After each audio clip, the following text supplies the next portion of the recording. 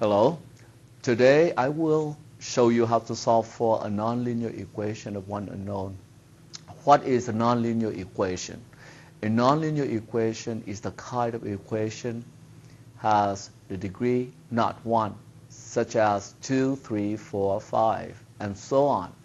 Therefore, the degree of the equation will tell you how many solutions the equation may have. If we have the degree of 3, that is the highest exponent of the unknown in the equation. That equation may have up to 3 solutions. This is the perfect example for a nonlinear equation, and the degree now is 3. So this equation may have up to 3 solutions. Over here, we have this quantity to the second power. If you FOIL this out, we have the second degree for the unknown of x. So this equation may have up to 2 solutions. Now, let's go to the guideline, how to solve for a nonlinear equation of one unknown. First, we have to clear all fraction by the LCD, which is the least common denominator. Second, we will perform FOIL. If we have any foiling inside the equation, we have to work on that. The FOIL of the equation is the quantity a plus or minus b to the second power, and you have to work it out. You can do it mentally, or you can FOIL them out mechanically.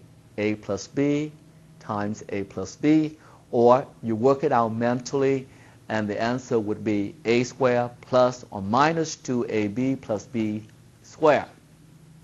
And after you perform FOIL, you have to check for distributive property, which is a times the quantity of b plus c, and you work it in, we have a times b plus a times c. And after you did distributive property, or you perform distribution, we have to combine like terms on each side of the equation. And then, unlike linear equation, for nonlinear equation, we have to rearrange all the terms in descending order of the exponent. The highest exponent comes first, and the next one, and the next one, and so on. The other side of the equation is clear. We have to set that side equal to 0. And after you rearrange all the terms, then you could solve by zero factor property. If the polynomial could be factored, so we use what we have learned in factoring to factor it down. Okay? And then we apply zero factor property to solve. I will demonstrate to you step by step how to solve for 2 nonlinear equations. This is example number 1. I have 4 out of 27 times x to the third power equals 1/3 x. And we do have fraction on both sides of the equation, so we want to clear those denominators first. I multiply the left and the right side of my equation by 27. 27 is the LCD. 3 goes into 27 9 times, and 27 divide out 27 one time. And the left side I have 4x to the third power. And the right side I have 9x. And after that, you ask yourself, do I have any foiling inside this equation? Check for step number 2. We don't have any. Then move to step number 3. Do we have any distribution property? We don't have any. And then we go to step number 4, rearrange terms. Now please notice the highest power is 3. Therefore, the leading coefficient is 4. We prefer to rearrange all terms to the side where the leading coefficient positive, so we don't have to factor out the -1. So in this case, I will check 9x to the left. I subtract 9x to both sides of my equation. I have 4x to the third power minus 9x equals 0. And then I ask myself, Okay, can I factor any GCF out? In this case, we do have GCF among these two terms, which is x. I factor out x, and the remainder would be 4x squared minus 9. And you notice that 4x squared minus 9 is a difference of two perfect squares. So you can break it down as the FOIL of two conjugates, 2x plus 3, 2x minus 3. And then we apply zero factor property. We have three quantities, x, 2x plus 3, times 2x minus 3 equals 0. Then either x equals 0 or 2x plus 3 equals 0 or 2x minus 3 equals 0. And then go ahead and solve for each equation. This equation is solved. The second one, I solve for x. I minus 3 to both sides. Then I divide it by 2. My solution is negative 3 halves. And this equation, I add 3 to both sides. I divide it by 2. I have 3 halves. So the degree of my nonlinear equation, 3. So I have up to 3 solutions. One is 0. The other one is negative 3 halves or 3 halves. Over here, I am going to show you the second example. And once again, we go through all steps. Step by step how to solve for a nonlinear equation. Ask yourself, do I need to clear any fractions in this equation? We don't see any, so we skip the first step. Second, do I need to FOIL? Yes. This is the FOIL. I prefer to FOIL this out mentally. I work this out. This matching with the formula a minus b to the second power. So I work it out. My first term would be x squared minus my middle term would be 6x. X times 3, 3x times 2, 6x. Negative 3 to the second power would be 9 equals 5 times x minus 3 plus 3.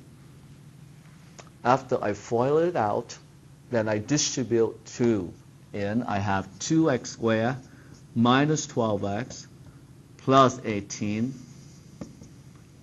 On the right side, I do the same. I distribute 5 in, 5x minus 15 plus 3. And then we have to combine like terms on each side of the equation before you move to the next term. To my right, negative 15 combined with 3 would be negative 12. Over here, none like terms, so I keep them the same. And the next step, rearrange terms. After you FOIL, after you distribute, combine like terms, we have to rearrange terms. And notice, my highest power is 2, and the leading coefficient in this case is 2 positive. So I would like to rearrange all the terms to the left, where my leading coefficient is positive. So I have 2x squared, negative 12x, subtract 5x to both sides, minus 5x, and then plus 18. Add 12 to both sides. Then combine like terms, I have 2x squared minus 17x plus 30 equals 0. I come down to a very simplified trinomial, 2x squared minus 17x plus 30, and we try to solve for this.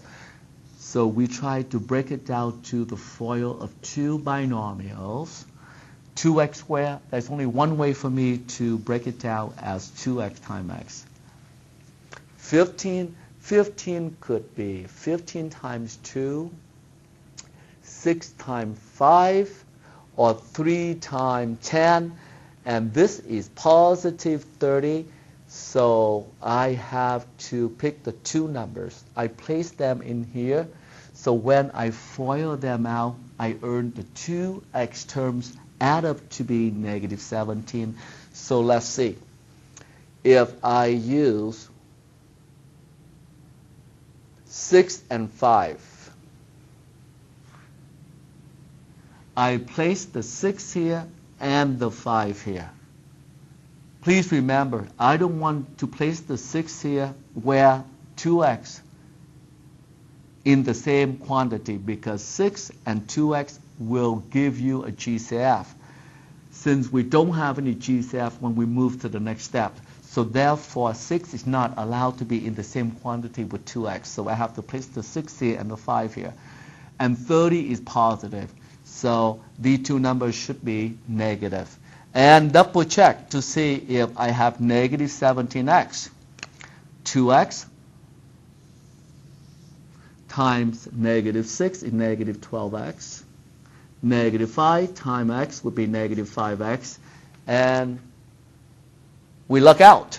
Negative 5x combined with negative 12x and negative 17x. So that is a good factoring. And then the next step is solving. We have to use zero factor property. So I said 2x minus 5 equals 0, or x minus 6 equals 0, and solve.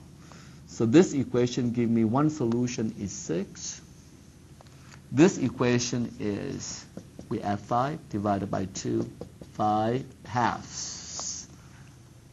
So I just show you how to solve for a nonlinear equation of one unknown by zero factor property. Please remember, we have to go through these steps. We only have 5 steps. The first step is clear all the fraction if you have any fraction inside the equation. And the second step, perform FOIL. You can do it mechanically. You can FOIL them out term by term, or you can do it mentally. And the next step, we have to look for any distributive property inside the equation, and we work on that. And after that, we combine like terms on each side of the equation. And then we rearrange terms. We take all the terms to one side of the equation. And we come down with the final polynomial. And the other side has to be 0. So you could be able to apply the solving by zero factor property. Thank you.